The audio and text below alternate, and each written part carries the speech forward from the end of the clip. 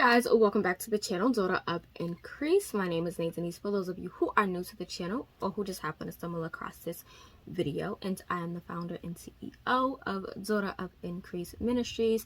That is DOI Ministries. And here on this channel, I hope you guys to increase in your faith and relationship with God in Christ through Bible studies, book reviews, discussions, and more. And I do that by posting twice a week, every Wednesday and Saturday, and occasionally on Tuesdays. So if you have not done so already, don't forget to subscribe, click the bell to stay notified, like this video, and share it with a friend, family member, or on your social media platforms. And so, as the title says, above, below, however you're watching this, whether this is on a desktop or on your tablets or devices, this is going to be sort of kind of the first video for the Screwtape Letters read along, which I am so excited to be starting. You guys have no idea. So this is not like the official reading video. That video will be coming in another week or two. I want to give you guys enough time to grab a copy of the book for yourself. So that first official video will actually be coming at the end of the month. I want to give you guys time to grab a copy, whether that's a physical copy, an e-copy, however you want to do it. But yeah, this video is just going to be a breakdown about the book, the characters of the book, genre, walking with you guys through some basic information, as well as how I'm going to be annotating and tabbing and things of that matter, which I did forget to grab some things, so I do gotta go grab that stuff real quick. So let me grab that stuff real quick and come right back on the camera for you guys. All right, and she's back. And so yeah, I'm so excited. And so from the little image that should be like right over my face right now, you'll see that we have the Screwtape Letters as well as Screwtape Proposes a Toast. So we will be reading both of these books, which I am so excited about. I have read them both. I have enjoyed them both. I gave both 5 stars. Excellent reads. And so yeah, if you see me looking down, I'm actually looking down at some things that will end up popping up on the screen here, because I don't want this video to be too long or too over the place. This is just pretty much going to be the sort of video where we go through the summary and everything to get you guys prepared for that first read along, and things like that. And so what you're gonna see next are basically the books. They should pop up over here on this side of my face. So let me just move on back and move on over. But these are the 3 books that we will be utilizing for this. Now, the first one is obviously the Screwtape Letters, which I do own. I have my copy here. Screwtape Letters by Mr. C.S. Lewis. This copy is the Signature Classics Collection copy. You can grab whichever copy that you can, but this is a specific copy. If you want to follow me page by page, exactly how I'm going to be doing it, this is how I'm going to do it with this copy. Now, I originally started with the bind-up copy, and my bind-up copy also had the Screwtape Proposes a Toast. So you can get that copy. I know there's a hardcover copy of it. There are various different copies out there. All the links that I can find are down below for Barnes & Noble, Thrift Books. Lifeway has a copy of it. Amazon has copies of it. Wherever you can find a copy, ebook, physical copy, hardcover, links are down below. I think Target has a copy. Walmart has copies as well. I'll try to find a Walmart link and link it down below, because it can be kind of hard to find this specific copy. Okay, so we have that. If you want to buy Screwtape Proposes a Toast separately, you can. That's why that book is there. I will be purchasing it separately, even though I did read it. I do want to get the book because I think it's maybe like 6 or 7 pages actually inside of the actual novel itself. But for some reason, the actual book is like 128 pages. So I'm curious to know if it's a longer story or if it's just other things that they threw into the book. So I'm just going to probably end up getting a copy for myself to own, just because I enjoy C.S. Lewis's writing regardless. And then finally we have the study guide here by Alan Vermillier. I'm probably saying it wrong. I hope I'm not. I'm gonna eventually learn how to pronounce his name correctly before the actual reading video begins. But yeah, that is a study guide in which I'll be diving into the questions, and I'm actually going to be reading a few pages of that today to give you guys some basic background information. But that is basically the books that we'll be using for this study. So all the links will be linked down below. I'll leave a link as well for Screwtape Proposes a Toast in case you decide to get a physical copy of that book by itself for yourself. So the next thing we're going to do is talk about the book basics, and again, that should pop up right here. And so obviously the title of this book is called The Screwtape Letters. It is written by Mr. C.S. Lewis, and this book was actually originally written, it started being written in 1941 during the time of World War II, so it can be a little bit, you know, crazy. I have an annotated edition of the Screwtape Letters, hardcover annotated edition, and this actually shares the preface, the original preface and original chapters from that were written back in 1941. So I thought that was super interesting, and the preface from 1941 compared to 1961 is completely shorter, which I thought was quite interesting. So that for me was an eye-opening experience to kind of reread the original preface versus the 1961 preface, which is the preface that's actually in the book that we'll be reading in the next video that you see at the end of the month. But the genre for this, so it's classified as a Christian classic and fantasy. Right? Fantasy because it's obviously sort of that fantastical element of a demon speaking to another demon, right? But it's also a classic because it's obviously Mr. C.S. Lewis. However, I personally classify this as also a nonfiction because it's actually giving you instructions and insight on how demons operate. And so that's why the genre here is written as Christian nonfiction, classic, and fantasy. And so yeah, and the style of writing that this is epistolary, and so it's written in 31 letters, and each letter is about at most 5 pages and at most 6 paragraphs. And so yeah, it's literally just letters. So if you guys can see close up, this is letter 14 and it just has Dear Wormwood.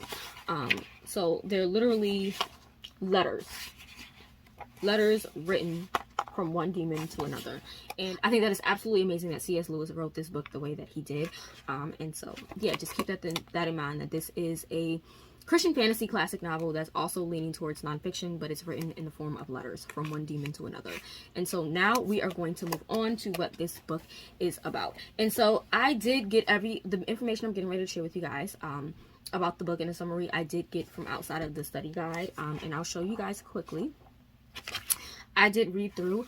I'm not going to open this book and read it through, but I did go through and read it and take notes. And so some of the notes that you're going to see pop up on the side in a few seconds are literally from the study guide. And so I thought it was useful, but I didn't want to come on camera and just read it now. So what we're going to do is it's going to pop up here and I'm going to read from what I have. I literally have it here on my screen, and we're going to talk about it because I want to set the scene. I want to set the vibe for you guys so that when we go into this, you're not too confused, because you're gonna get confused. Okay, let me take a sip of my coffee, and let me just say, Nespresso got some new coffees out. They're technically not new, they're actually old coffees that they had before, but they're re-releasing them because obviously we're going into spring months soon. And so they have the Hawaii Kona back out, they have the Jamaica one, and then they have Milano, and then they have Galapagos, which came out a couple months ago. And so I'm debating on getting those. We'll see, but I'm debating on getting those. We'll see. And yeah, but yeah, this is of course my favorite from Nespresso, Limina or Limina over ice, which is basically a lime mint coffee. So we love it. I didn't think I would like it, but it's lime and mint, and it is bomb.com with some sweet and creamy creamer from International Delights.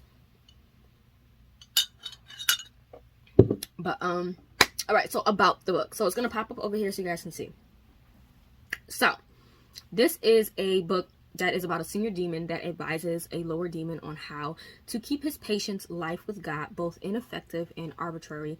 And basically arbitrary is basically on a random choice or a whim. And so the idea behind this book is that it is a upper demon writing to a lower demon on how to keep the patient, and the patient would be like me, you, a human who has come to the realization of faith, right, on how to be ineffective in their faith and in their relationship with God. Okay, that's the first point. The second point is that this gives the psychology of temptation from the point of view of a demon. And so you're basically getting to see temptation from the psyche, I guess, of a demon and how it works. We typically see how temptation works from the mindset of a human, or how it works in a spiritual sense from the point of view of an angel, right? But we never really see it from the point of view of a demon. We know that demons entice us. We understand that demons are behind temptation, but we never get to see exactly the workings of it in full capacity. And so you get to see that in this book, okay? The third thing is that it shares that it is challenging to recognize the subtle, shadowy whispers and twists of an enemy. We as believers, as a new believer, you don't really understand that it's hard, right, to hear and understand the voice of the enemy, right? We know that we hear it all the time. Oh, you should know the voice of the enemy, and you should know the voice of God, and you should know da-da-da-da. But being realistic, like, we've all been there when it's like, all right, was that me? Was that the Lord? Was that the enemy? I know me. I've been a believer for some time. I like to believe that I'm a little bit mature in my faith, right? Compared to what I've been in the past. And I still struggle. Like, it is what it is. We all struggle. It don't matter how mature in your faith you get. The enemy gonna find a way to trip you up.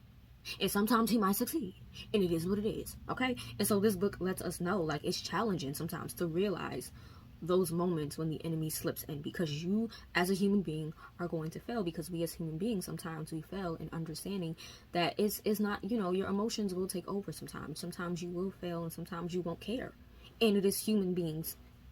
As human beings, it happens, right? And fourth and final, this explains that crippling truths are often nothing more than half-truths and lies that enslave us with pride, defensiveness, shame, and reticence, which is basically being withdrawn or distant. And so in this book, you're going to see a lot of that.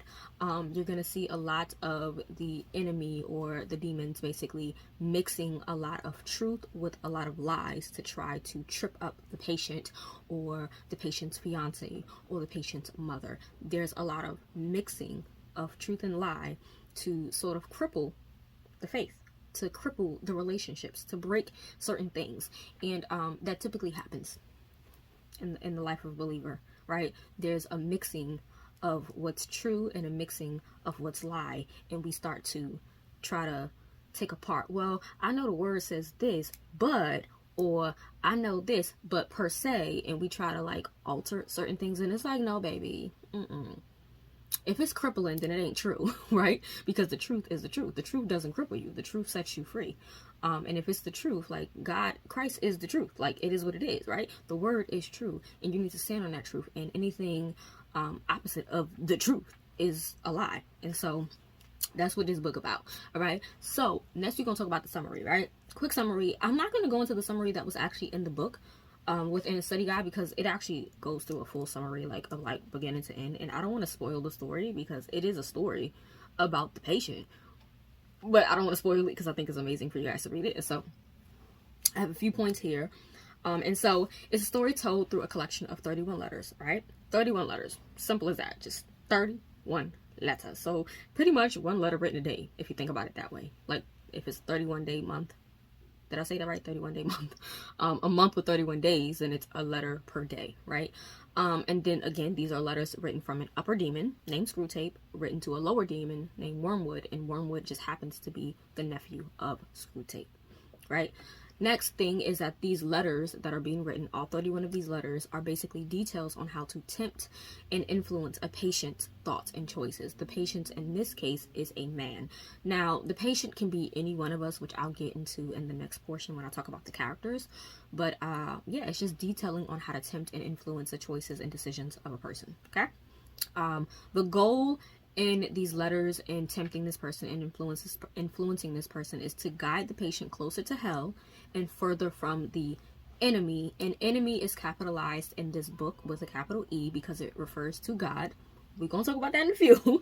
But it's to basically guide the patient closer to hell and further from the enemy being God, by the means of distraction and other means necessary. And so in this book, you're going to hear mentions of lots of distractions and lots of things that we actually do as humans and don't realize that this is what the enemy demons are using to cause us to pull away from our faith, to pull away from God, which I thought was so interesting, right? And then the last thing is that this book overall is basically an analogy between spiritual warfare and spiritual manifestations, right? And so, you know how we always hear that, we don't wrestle against flesh and blood, but against spiritual principalities and things like that, right? This basically proves true what that scripture is saying.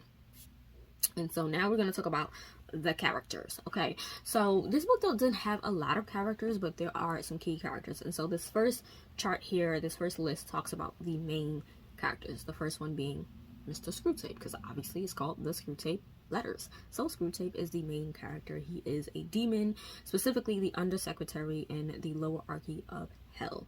He gives guidance to younger tempters out in the field. So he is pretty much like a teacher to demons, right? And it is what it is, right? So then you have Wormwood. Wormwood is the nephew of Screwtape, but he's also a new demon in the field. Then you have the patient. In this case, the patient is an ordinary man who awakens to his faith. But I want you, as you're reading this book, keep in mind that the patient can be you, it can be me, it can be anybody, right? So the patient can be any one of us at any given point in time in our lives. But specifically in this book, the Screwtape Letters, the patient is a man during the time of World War II. Okay, the enemy, as you can see, enemy is capitalized with an E, is God, right? And he is distinguished by loving, caring for, and responding to the souls of men. So Screwtape, Wormwood, and all the demons can't stand him. They call him the enemy. But the enemy is God in reference to these letters. Keep in mind, these are letters written from one demon to another. Okay? So when you hear enemy in this book, it is not referring to Satan. It is referring to God. Just want to make that clear. I want to make it very clear. Okay? Now, when it says our Father below, it's referring to the devil. That can be confusing because typically we as believers say the enemy, we mean Satan. And when we hear our Father, we hear God. But in this book, C.S. Lewis, for some reason, flips it, and I think he did a beautiful job in doing that. And so I want to preface this by saying, please read this book with an open mind, right? This book in no way, shape, or form is glorifying Satan. It is no way, shape, or form glorifying demons. No, it is really opening your eyes to understanding how demons operate when it comes to tempting humans, when it comes to influencing humans, when it comes to causing just strife and problems between people in relationships, okay? So please keep that in mind. I would never come on the channel and be like, oh, read this if it's going from Satan. Just never. Not gonna do it. Just saying, okay? Okay. Next thing we're gonna talk about are the secondary characters, okay? So we have the patient's fiance, which is basically the fiance of the man in the story. And then we have his mother, the patient's mother, and then we have 3 other demons that are mentioned. I don't really remember if they're mentioned specifically in this story or if they're mentioned in Screwtape Proposes a Toast, specifically Slobgob, which is the next one that you're gonna see. Sorry if you guys are hearing my phone go off. I forgot to put my my tablets and stuff on mute, so I apologize. But I got messages coming through. But Slobgob is a demon that is the head of training college, or the head of the training college for young tempters, but he makes them incompetent. And so he's pretty much, he trains these young tempters kind of like Wormwood, but he's not training them effectively. And so it's kind of like a teacher who's like teaching kids, but he's making sure these kids fail. And when these kids come out of school, they just fail at everything, kind of thing. Okay, so that's Slobgob. And I think it's funny because, you know, demons, when it comes to demons and demonic spirits, right, they don't seek to help one another. And so the fact that Slobgob truly is the head of a training college but does not seek to help them be better just proves the fact that demonic spirits and demons can't work in unity. I'm just saying. Maybe it's just me, but that's what I'm just saying. But then you have Glubos. I think that's how you say it. Probably saying it wrong, but this is the demon that's in charge of the patient's mother. Many believe that this might be a combination of gluttony and obese, and the job of this specific demon was to cause discord and constant dietary restrictions. And so you will get to see that when it comes to the patient and the patient's mother. There's a lot of issues between the mother and the man, quite a lot. They're very strict, they're very harsh.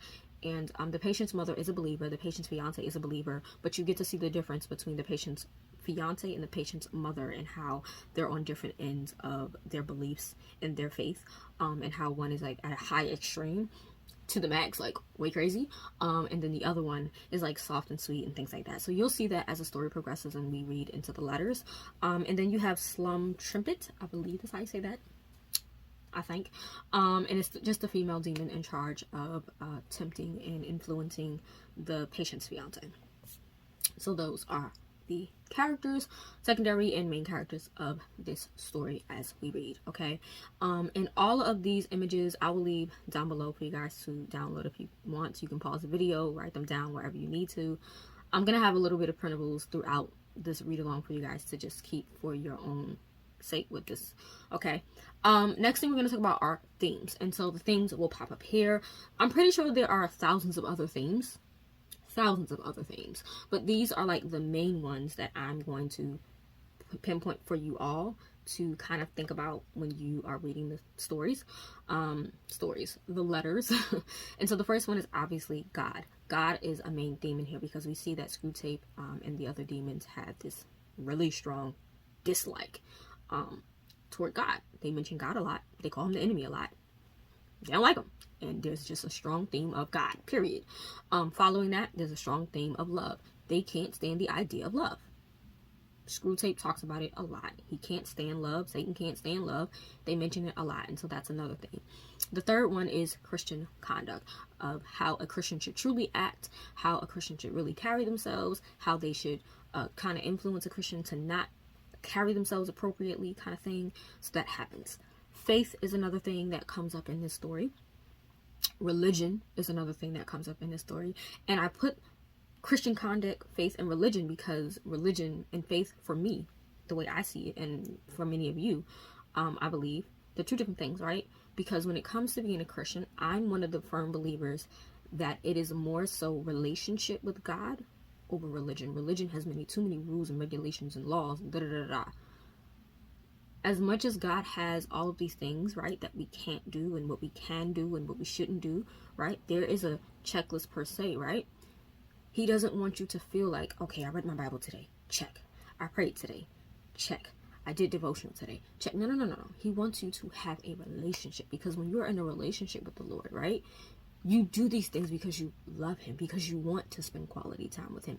And so it's more so relationship over religion. I'm not doing it to complete a checklist. I don't care. I'm doing it because I want to spend that time with him. I want to get to know him. I want to be able to hear his voice clearer. And so to hear his voice clearer, to know his voice a little bit more, I want to spend time with him. And so religion is something that pops up a lot. Obviously temptation and sin, I put those two together because temptation most of the time leads to sin. If you're not aware of the temptation, then we have progress and change that comes up a lot within the story. Freedom and free will, specifically free will, but I put freedom because sometimes it can be interchangeable within the story. And so freedom and free will. And then the last thing is just reason in general. So those are some of the themes that pop up. I'm sure you might find other themes that will pop up within the story. I'm pretty sure you can probably research Screwtape letter themes. Other things will pop up. If there are other themes that you come across as we're doing the read along, definitely share them. I'm open to finding more themes and really dissecting the story because I really enjoy the story a lot. And so those are just a few of the things. And so now we won't get into the color coding and the tabbing and all the things, because y'all know me, I gotta annotate and all that. First things first, let me just show you guys my bookmark that I'm gonna be using. I'm gonna be using Create the Life You Live. Cute little bookmark. Got this from Barnes and Noble's over a year ago. This is the watercolor sunset bookmark designed by Margaret Rubino. It's from Peter Popper Press. I don't know why my thing is not focusing. Oh, there we go. Peter Popper Press. And I really just like it. It's gold foiling on it. And it has a cute little ribbon tassel. So that's the bookmark I'll be using just because I figured it would work. But I am going to be annotating throughout. Like I said, I'm going to be annotating and reading with you guys on camera. And so y'all know me. I would go with my typical annotating, but for this story, I want to be a lot more intentional than I did with the first time I read. And so I did make a color coding system. And I will show you guys the color coding and the tabbing, because we have color coding and we have tabbing here. And I'm not using the typical materials that I typically use. And so my tabbing kind of looks a little crazy. but we're gonna make it work. Okay, we're gonna make it work. Honestly, I was trying to go with aesthetics for this tabbing system. It kind of failed, but it is what it is. And so I'm going to pop my color coding system first. We're going to talk about that, and then I'm going to show you guys the materials I'm going to use, and then we're going to talk about my tabbing system, show you guys the materials I'm going to use, and then I think that's it after that, right? And so color coding popping up here. And so the first thing first is green. The color green for me is going to be me using it for definition. So if there's a word that I come across that I don't know, we're going to circle it, and we're going to use the color green so that I know it's a word I don't know. Point blank. Just that, okay? Then we have magenta. It's magenta. Yeah, magenta. So for that, basically anything to do with Christian conduct. If it talks about Christian conduct, Christian lifestyle, whatever the case may be, it's going to be in magenta. Anything purple relates to the Trinity, so that was God, Jesus, the Holy Spirit. I don't really think they mention Christ a lot in the story. I can't really honestly remember. I know there's a lot of mention of God, but I can't remember if it talks about Christ quite often in the book or not. I don't really recall, because like I said, I read this book back in 2019. But yeah, I'm going to use a color brown for anything relating to Satan or demons. Anything in pink will relate to mentions or themes of love. Anything that I mark in orange is going to be for temptation. Anything that I mark in yellow is going to be for faith. Anything that I mark in blue is going to be for anything relating to sin. Anything that I mark in gray is going to be for religion. Yes. And then anything that I mark in mint is going to be for free will or reason. I put those two together because I didn't want more than 10 colors. I was not up for having like 12, 13 colors. Typically, I'm good for the 12, 13, 15 annotating color key. Not for this book. I didn't want to do that because I don't want to confuse you all. So I just wanted to keep it to 10 max. Like, I've done the OD most with like annotating keys and stuff like that, but I wanted to keep it to at least 10, okay? So yeah. And so for using my color coding system, I'm going to be using my mouth liners, the zebra mouth liners. This is just a 15 count.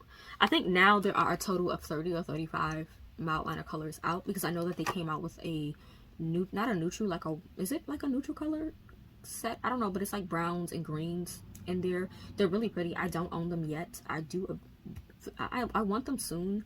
Don't own them. Let me just say this, because I know somebody probably gonna say something. So I know y'all know I broke this pinky nail. This one broke too. Don't know when it broke, but it broke. They gonna get done. Just like I said in the last video, I don't know when, because I don't care. Y'all know me. I like to make sure my nails are done because I use my hands a lot in my videos and just in general. I'm a big person on my nails in general. Like, I like my hands being nice, but I'm in a mood of like, I don't care if it gets done or not. So yeah, so we're gonna be using these, and I already have them set. So the green all the way down to the mint, these are the colors I'll be using. And then for writing purposes, I'm just going to be sticking to 2 pens, these two. I'm going to be possibly underlining with the Sharpie S gel, and this is in the 0.5. Come on now, don't focus on me. There we go, 0.5 S gel. And then y'all know my favorite pen in general is the Zebra F301 ballpoint, and this is a 0.7. I love the F301s. So I have a blue one just because I prefer blue ink pen in my books, because the font is black ink. I think the blue ink just pops. We love these. There is another pen that I want to try because I think it's like a 0.38 ink, but I can't remember the name of it, and I have yet to order it off of Amazon. But these are the pens that I prefer right now. But these are the writing utensils I'll be using for this. So that's that. Okay, so moving on to the tabbing system, which is over here. Okay, so we have this tabbing system right here, and so we have green tabs, right? At first I was going to use the green tabs to tab for like definitions, but then I'm like, why am I tabbing definitions? So we have green tabs. There's just no point of them right now, so that's why it just says green, because I have no reason for them. We're moving on. So we have the yellow green, which looks like this, right? The yellow green tabs, they're going to be for, again, Christian conduct, so it matches with that magenta for Christian conduct. Then we have that red tab, which is going to relate to anything with the Trinity. We have that dark green, which is going to go for anything relating to Satan or demons. We have the pale orange, which is going to go for love. We have the regular orange, which is going to go for temptation.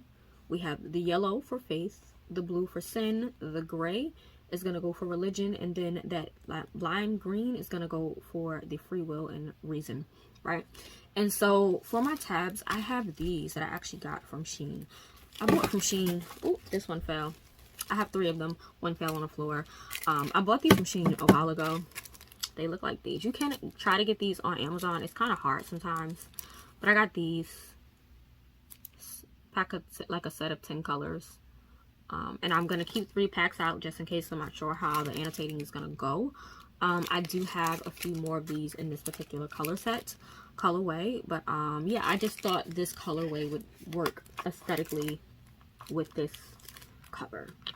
We're going to try to go with the aesthetic color tabbing thing this time around. So that's why I went with this. The other ones were the traditional pink, green, blues, and all that. But I wanted to go with this set. Like I said, the other one fell on the floor. So let me try to grab it. Okay, here it is. So we have 3 of those. And I'm currently using this one. So it's open.